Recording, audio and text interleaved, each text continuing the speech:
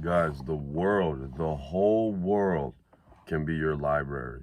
The whole world can be your classroom. The whole world can be your teacher, your source of information. I've learned so much from things that you wouldn't even think of.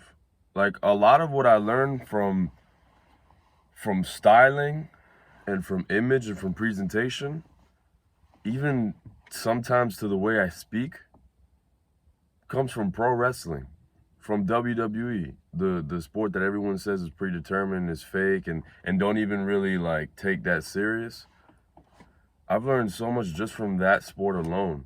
I'll give you a quick example for those of you who are familiar. There's some current superstars right now, Cody Rhodes and Roman Reigns. I want to specifically talk about Cody Rhodes. The dude looks like something straight out of a Tekken video game. He looks like a character straight out of a fighting game. He doesn't. He almost doesn't even look real. Just his presentation. He's got the blonde hair. He's got like the red, white, and blue tights. The red, white, and blue jacket. His nickname is the American Nightmare. That's another thing.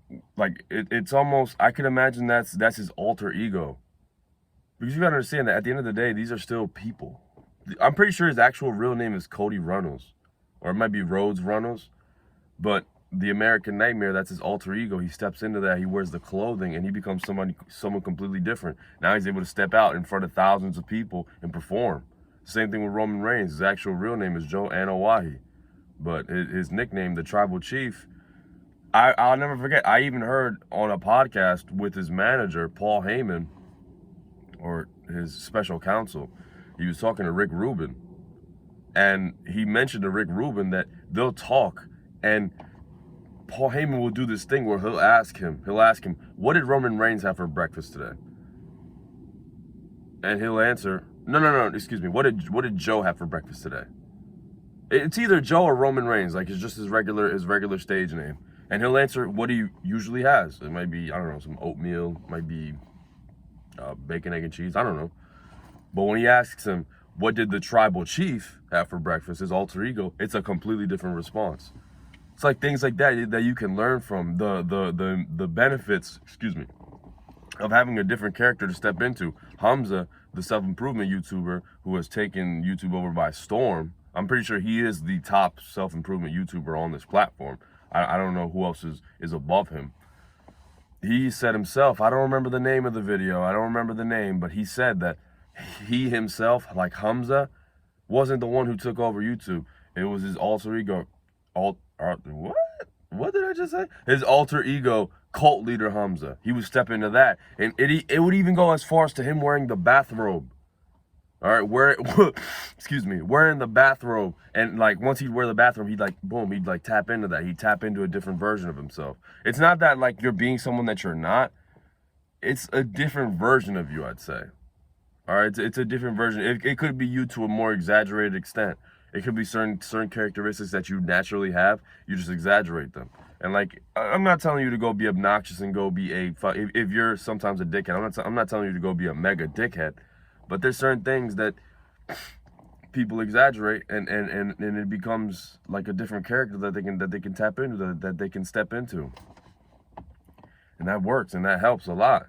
I've come to realize that things like that, you don't really learn that in school. You don't really learn that from a teacher telling you directly, oh, Andreas, have an alter ego.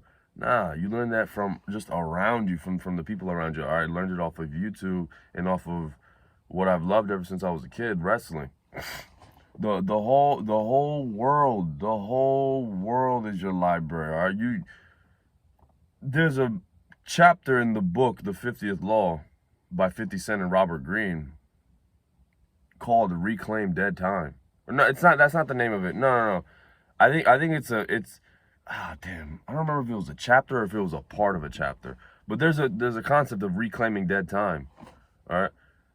While you could just be watching TV and not like just be mindlessly watching it and not thinking at all, you could take the time to think to yourself, why do I like this TV show in particular? Why do I like that character in particular? What does he do that makes me like him? What is it about him, from his image, from the way he looks, to how he acts, to what he talks about, to what he stands for? And then the same thing with the villain. Why should I hate the villain? Why do I hate the villain? Or sometimes villains are so damn good that you actually end up loving them. Why do I love the villain? You know, you need to, it's just this form of consciousness. It reminds me of another concept that I once heard from Andrew Tate, where he'll go out and he'll buy something and he'll sit down and he'll talk to himself. It would be something as simple as a coffee. Interestingly enough, I have a cup of coffee right here. It would be like, why did I buy this coffee? Why did I go to this cafe in particular? What is it about this cafe that made me want to sit down here and spend my money here when I could have went to right across the street? Like, you can learn so much just from things like that. Like the whole fucking world is your library, bro. The whole world can be your library, and you can learn so much from it. You don't just, I'm not saying that don't learn from books or don't learn from courses and mentors and whatnot. I'm not telling you to discard those at all. Absolutely not. They're still very valuable. But don't just limit your learning to that. You can learn you can even learn from people that you hate. You can even learn from, maybe you shouldn't really have hatred towards anyone. You can even learn from people that you don't like. What is it about them that you don't like? Make it clear. What is it about them? What do they do that you don't like? I'll name someone for a quick example. I'm not gonna say his name, but it's someone who I work with. He just talks too much, and not in a good way. Not as in like he's so excited to talk that he just can't stop talking. No, there'll just be times where there's no need to speak, and he'll just speak. You know what I mean? Like, I don't want to put too much details out there because I don't ever like call him like I wouldn't ever want him to find this video and be like, damn, like he's just throwing trash on my name. Not that he has my YouTube channel or not that he follows me on YouTube or anything like that. I just never like putting people's names out there like that. But how do I put it? Shut up, Siri. See? That's something that I don't like. I didn't even press the button. I don't know why she activates. It's so weird. I don't know why Siri activates. I never even told her to activate. See? You can learn from that. What do I not like about that? She's nosy. You're nosy. All right, and now I know that I shouldn't be nosy myself because it's an undesirable trait. But back to the one coworker. How do I put it, man? How do I put it? The guy just,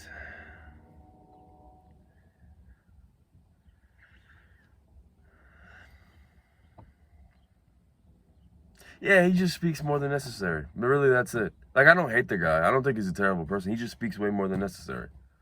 And it gets a time where that's just very annoying. It's just very annoying, all right? I won't lie to you. That's something that I learned myself. Obviously, this is different because you guys are literally hearing me speak, so I have to speak while I'm on camera. But oftentimes, whether it be at the gym or at school or at work, there's times where I just go quiet. Not because I'm angry at anybody, not because I'm not because I'm plotting on something devious. There's times where there's just simply no need to talk. There's literally just no need to talk. And people aren't really comfortable with that. I've come to realize, to the point where they'll go on and they'll just say things that they don't really need to say for the sake of just not sitting in silence. And that could be pretty annoying sometimes. I get where they're coming from, but it still can be annoying, especially when you end up just saying things just to say things, or you ask dumb questions like, what's a good question? What's a good example? I don't know. Let's just say I'm in the car right now, and then one of my neighbors would have passed by and say, "Are you leaving?"